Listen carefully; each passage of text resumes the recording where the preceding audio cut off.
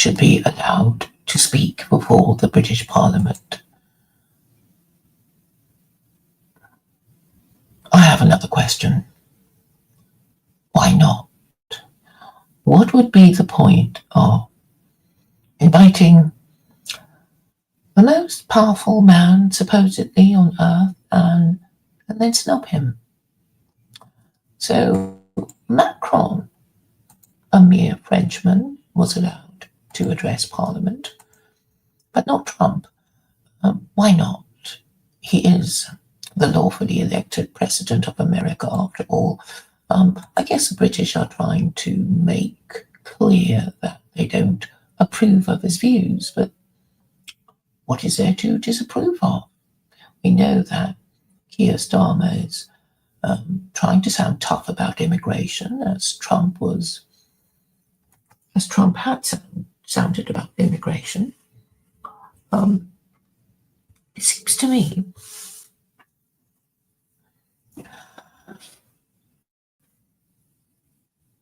It seems to me that while the ruling classes veer from one position to its extreme and sees Trump doing exactly the same thing. He campaigned on immigration, he campaigned on ending the neocon wars, and now that he is in office, he is perpetuating these policies that have caused so much dissatisfaction to many Americans. So everybody is a hypocrite. So why shouldn't Trump, even though we are all very disappointed with him for going native, so to speak, why shouldn't he be allowed to speak to the British Parliament? I mean, what would be the point of inviting somebody just to snub him? I mean, surely it's better not to invite him at all. A few possibilities come to mind. Maybe the British had no choice but to invite him, but then they felt they had a choice about not allowing him to address Parliament, and that's the right that they feel they can maybe even legitimately withhold. But if America is the overlord of the British, and the British a mere US vassal state, why do such a thing? It really makes no sense at all, other than for us to believe that Trump's hold on the presidency is not secure. So he contradicts himself. He imposes tariffs, changes his mind, and reimposes tariffs till nobody knows where they are going, whether they are coming or going. So it would appear that even neoconservatism is not really maintaining its grip on Western imperialist policy.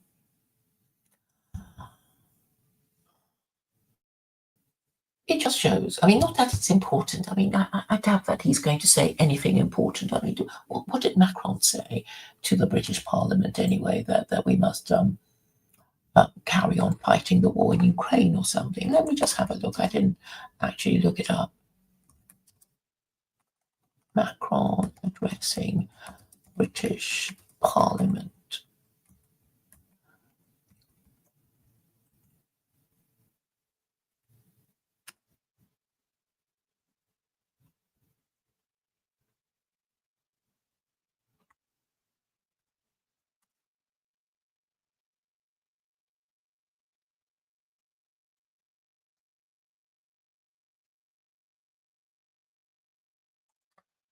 Got 5 key takeaways from Macron's speech to UK Parliament.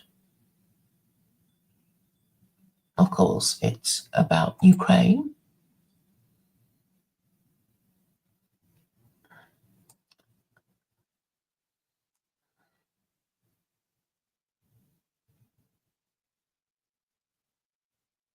So it's basically the neocon policy.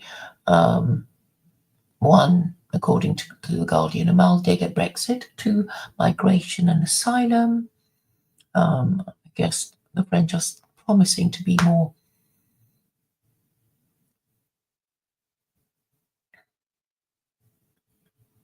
more cooperative of stopping the small boats already in the water. I mean, we don't. I guess I would be a little conflicted if I were French. On the one hand, you don't want the asylum seekers staying in France, and on the other hand, um, you know they want to go to Britain, so you pass on the problem to them or to the British, where all these migrants want to go to. But really, this is obviously a bigger problem because ideally the situation should be that everybody in their part of the world should be able to find a job in their own country without having to cross continents and oceans to get where the job is. Everybody in every part of the world should be able to make a living, to make an honest living, just by, um, well, being under a government that is governing the country properly. So we can guess that Macron is not really going to be. Well, he didn't say anything much, and the third topic was Ukraine and security. Four is less reliance on the US and China, and five is Gaza. And you can already guess the position on these things. Now, what would Trump be saying if he were allowed to address the British Parliament? I mean, even though I'm very disappointed by him, I still want to hear him speak. Um, I still want to hear his lies, which suggests that I might have some kind of residual hope that he might say something amusing, even if it's not completely true.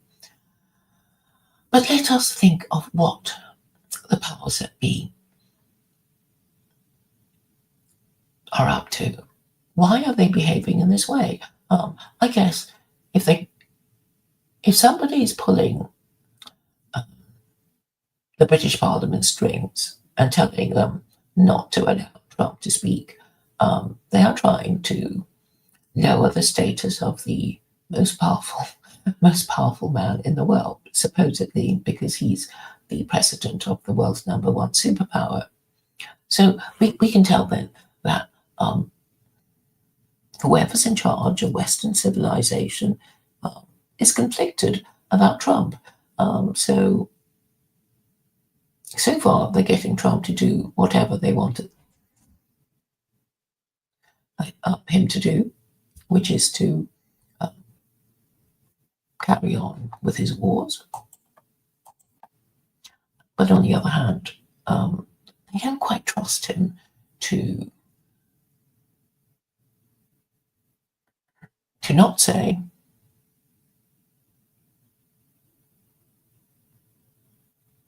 what they don't want him to say.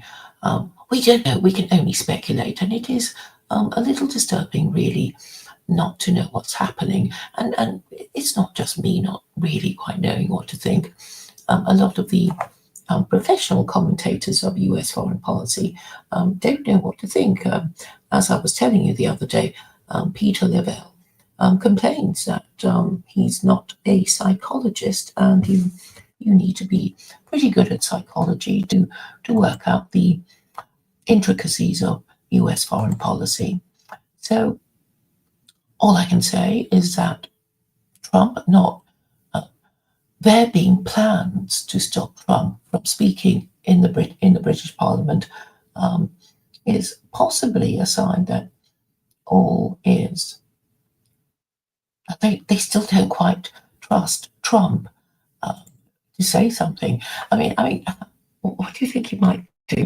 Would he say, "Help, help! I'm being threatened by the CIA, who, said they'd kill me and all my family if I don't do what they say, which is start another war and, attack Iran. And, whatever the Iranians do, we're going to attack them, and then we're going to use the resources of Iran that we have acquired to attack Russia, and then we're going to use the resources that we have obtained as a result of attacking Russia to acquire China.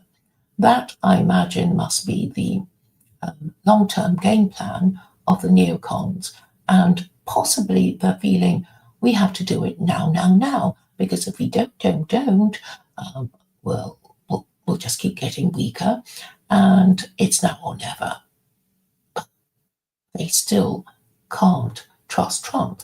Imagine if Trump were to suddenly ask the English-speaking world to save him because he's being threatened.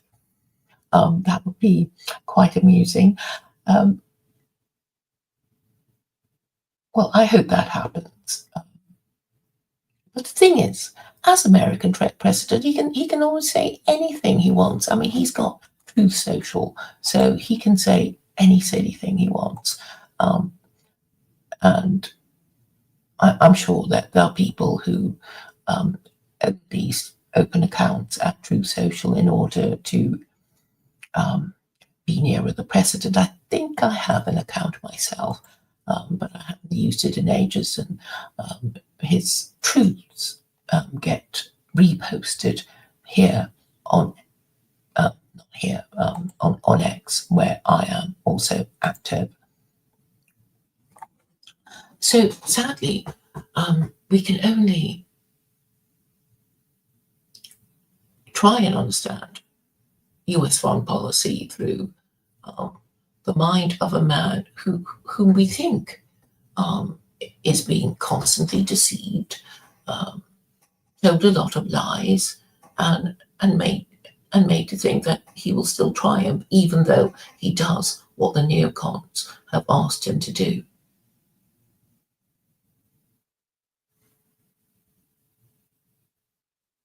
So it's a kind of double think. And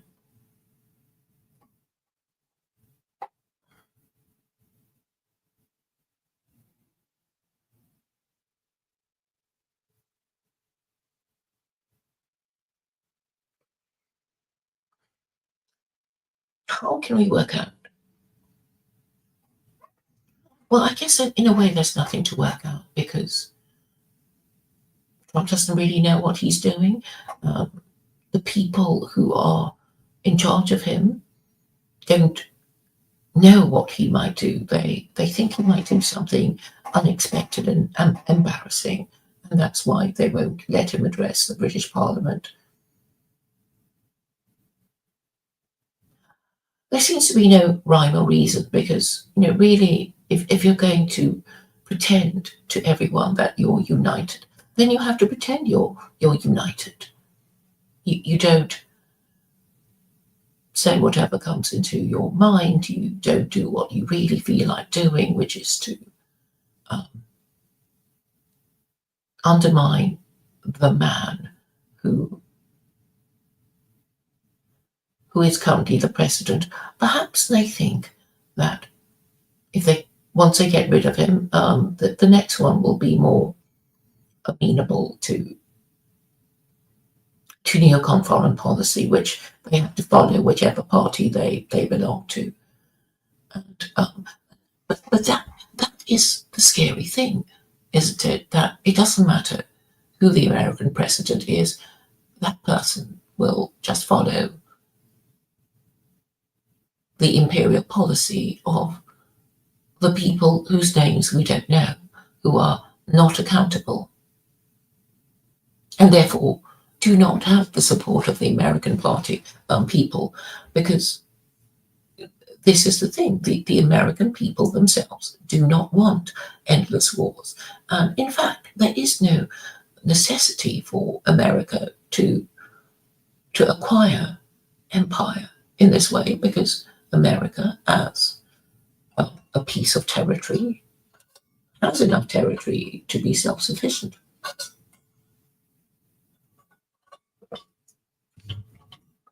what I suspect is a problem is that they feel, the powers that be, the neocons, feel that in order to be able to say everything is fine, they have to continue with this charade of representative democracy. Because on the one hand, they use it to control America and its vassal states, and also it controls any other country that practices representative democracy, which means any country that holds elections.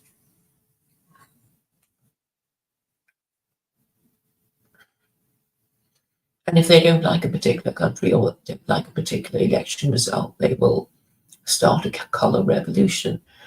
So I would suggest to you that having elections, in fact, destabilizes your country and your government, because it means that your politicians are not really trying to act in the national interest. They are, in fact, taking orders directly from Washington. And now there has been a little bit of resistance to that sort of thing from Trump. But now that he is president, he seems to have gone native. So while a lot of people feel foolish for having supported Trump, what are they to conclude about representative democracy? I think they should just come round to my view that it's clearly the wrong system. It shouldn't be maintained or continued anymore, because it's actually bad for the people, for the countries that are promoting it, i.e. Europe, Australasia, and of course America and Canada. So we've now seen through the sham of democracy. I am a little disappointed that none of the commentators in the Duran or the come to this conclusion. Maybe it's too radical, too heretical, but I think it's finally time for us to consider the pillars of the liberal order. And I would say they are feminism, representative democracy,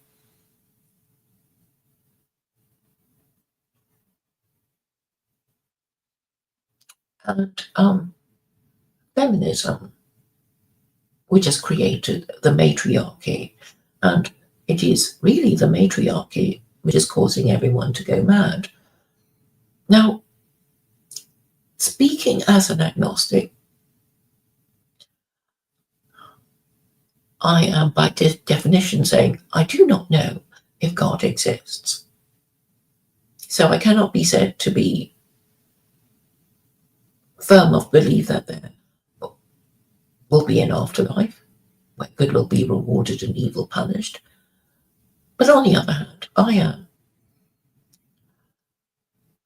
without a shadow of a doubt,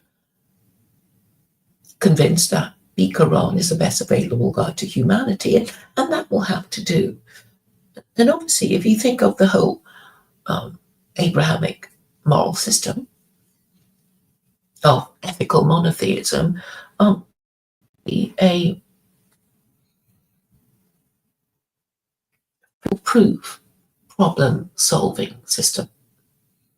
Because it's only if you properly believe, and you have to believe that good will be rewarded and evil punished, and in order to believe that and not feel silly, you would have to believe that the Abrahamic God exists to give justice and punish evil in this life or the next.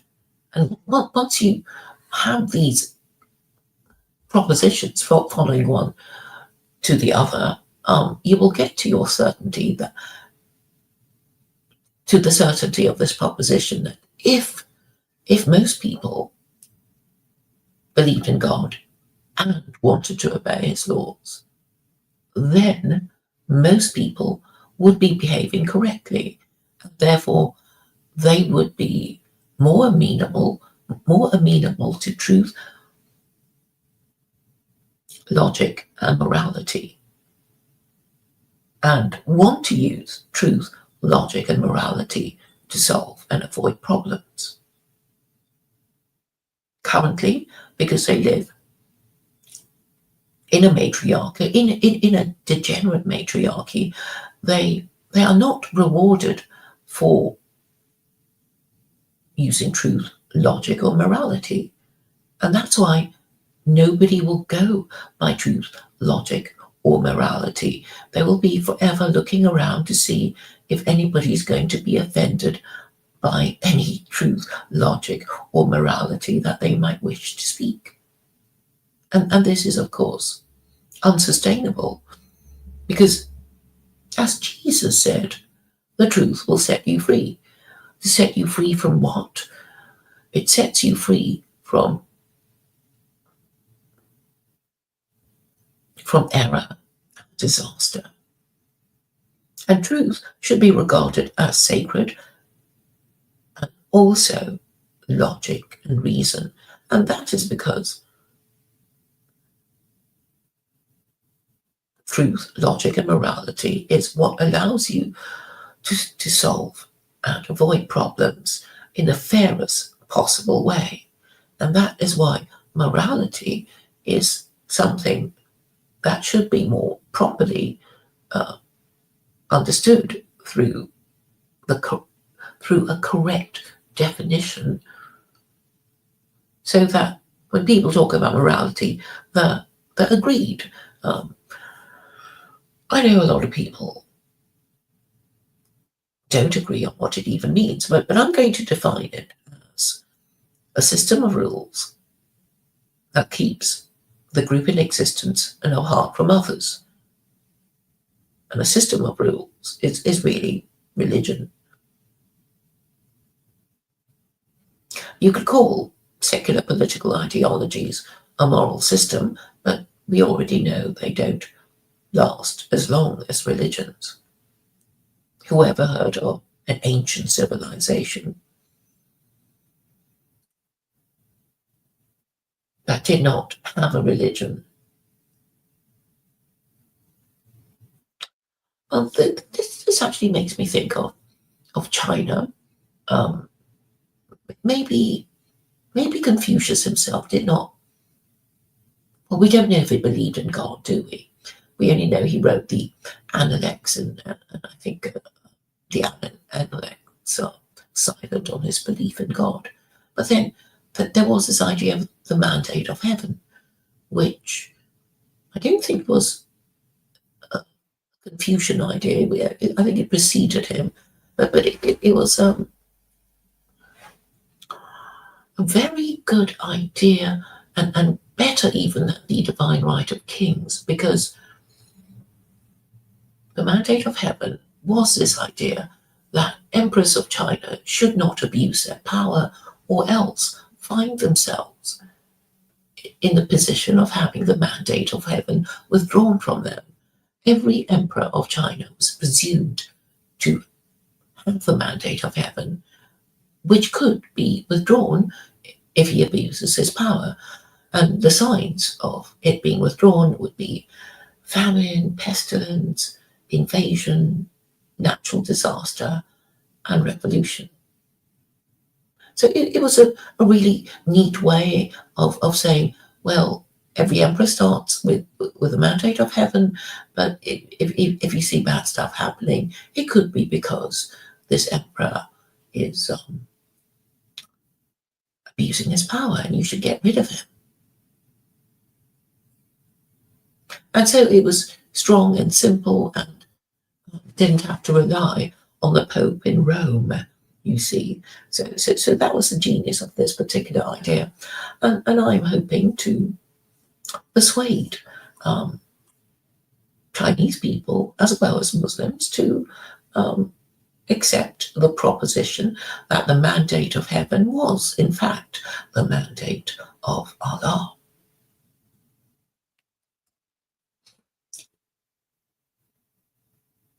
I seem to have wandered off the subject a bit, but let us return to whether Trump should be allowed to speak, to address the British Parliament. I want him to do it just because it would be entertainment, I suppose. I mean, we won't take him, whatever he says, we won't take him seriously. Therefore, he might as well not bother speaking. But I think the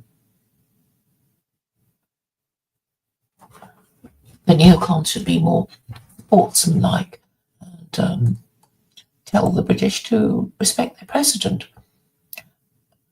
The neocons being the, well, there would be people in America who want to continue with the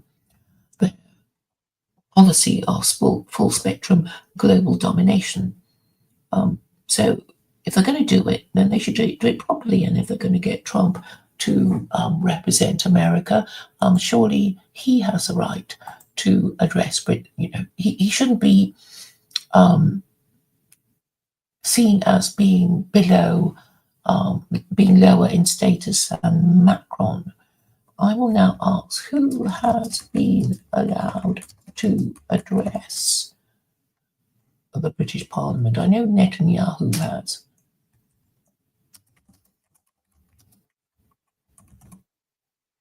Wouldn't it be nice if I could address the British Parliament?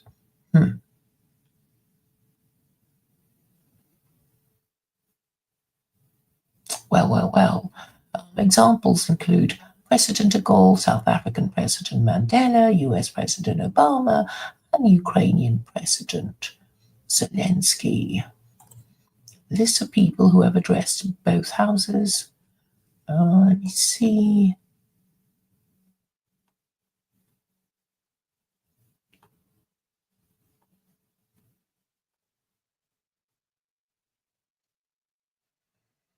Oh, Aung San Suu Kyi. She did she? Xi Jinping? Did he address the British Parliament? No, he was just a visitor.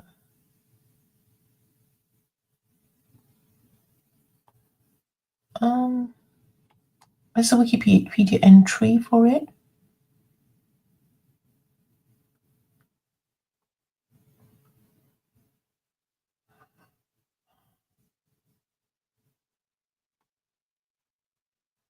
Didn't quite get it. The location, Westminster Hall, Royal Gallery. Okay, I'm not really sure. So there's a table giving the date, the name, the title, and then the location.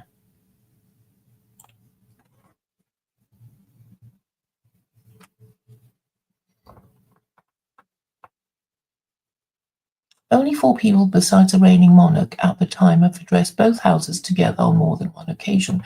Nelson Mandela addressed members of the Commons and the Lords in 1993 and 1996 as President of South Africa. Mikhail Gorbachev addressed the houses as a secretary of the Communist Party of the Soviet Union and a foreign delegate of the Soviet Union in 1984, and again in 1993 on behalf of the Interparliamentary Union. Shimon Peres addressed the houses as Prime Minister of Israel in 1986 and as President in 2008. Vladimir Zelensky addressed the houses as President of Ukraine, the first to address in the chamber in 2022 during the Russian invasion of Ukraine. Well, I know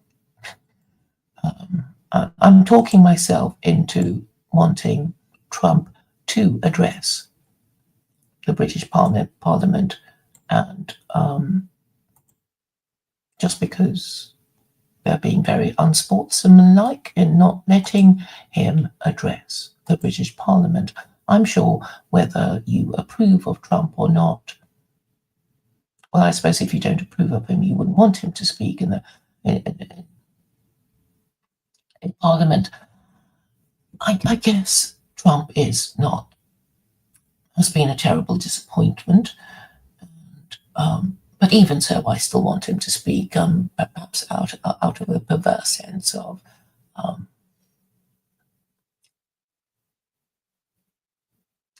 wanting to be able to comment on it. So that's my position. Thank you for listening.